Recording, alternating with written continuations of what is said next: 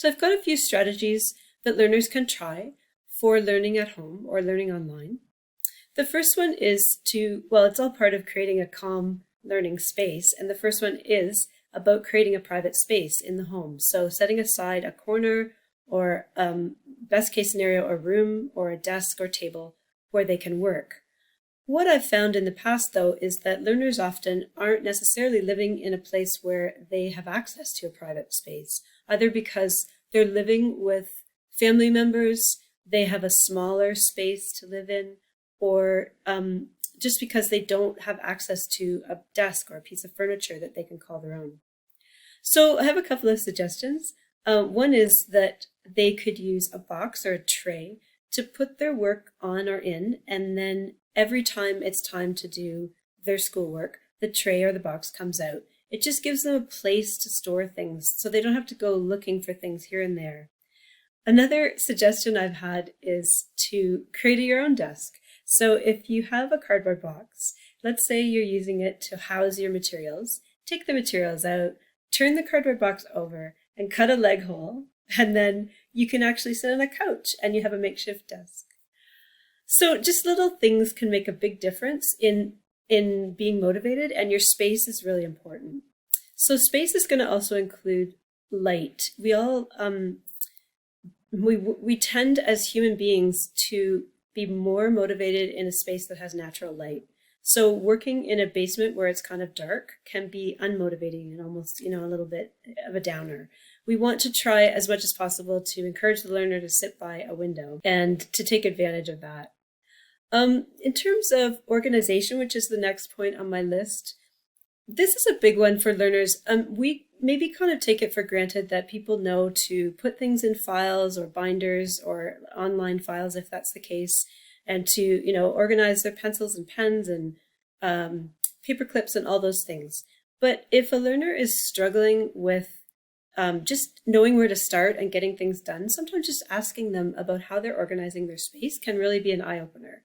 So it's useful to make the suggestion or even walk through it with them and help them to create folders that have names that make sense that they can find again the next time, and just suggest inexpensive ways to organize items. Like I use little glasses or clear jars so that I can see what's inside the jar and I don't have to go looking for things.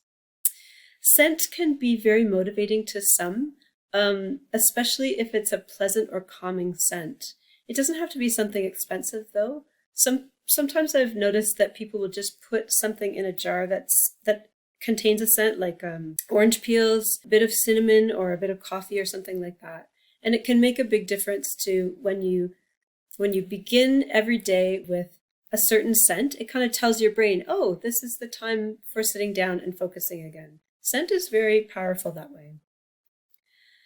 So the next one, eliminating distractions or noise. If learners are learning online at home, that can be tricky, especially, as I said before, if they share a smaller space with other family members or children. So a couple of suggestions just for noise. One would be to use sound-canceling headphones, but learners may not have the funds to buy a pair of those for themselves. So other suggestions would be just simple earplugs that you can buy at the drugstore.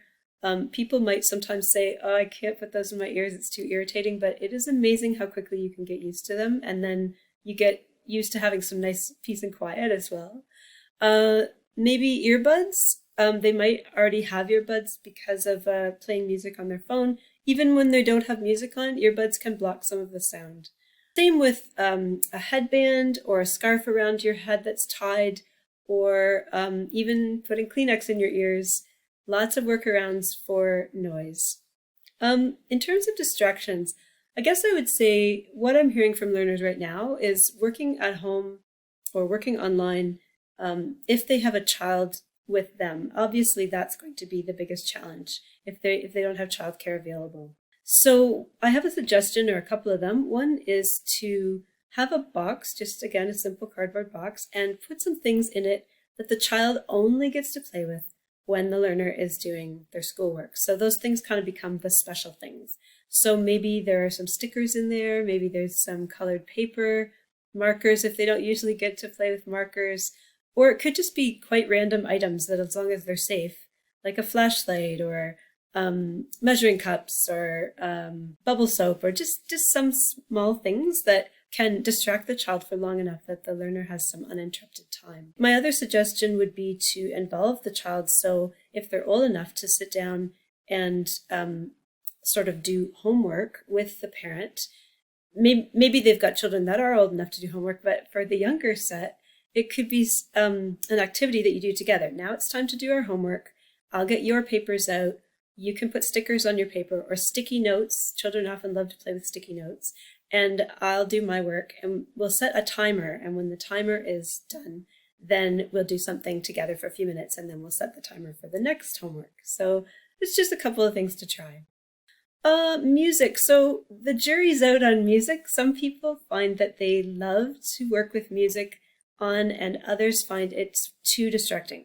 So this is a chance for the learner to self-assess. If you're talking to them about, setting up a space and trying to motivate themselves to learn online at home, you could ask them, does music help you focus, or does it distract? And let them try it out, see what happens.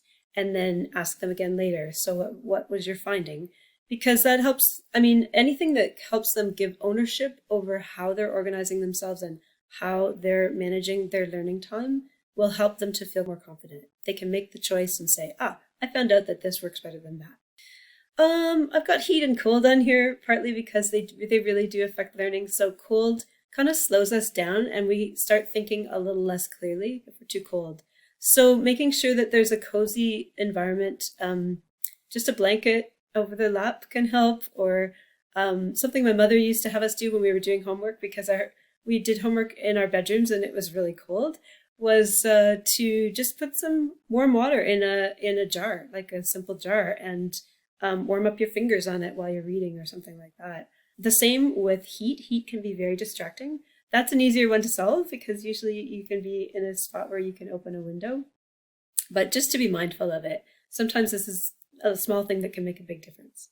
One more thing, if a learner can put a nature element into their learning space, you'll see I have a plant in my home space. It's actually proven that having a natural element near us can be calming. It can help us to focus. The thing is, though, that maybe learners will say, I can't afford to go buy a plant, but any natural element can be useful in this way. So one suggestion I have is to get a jar and go outside, find some sticks or even branches with leaves on them, and just put a couple of those in a jar. There's lots of workarounds like that. A rock is a natural element. A woven basket could be a natural element. So those are all things to try to create a calm home learning space.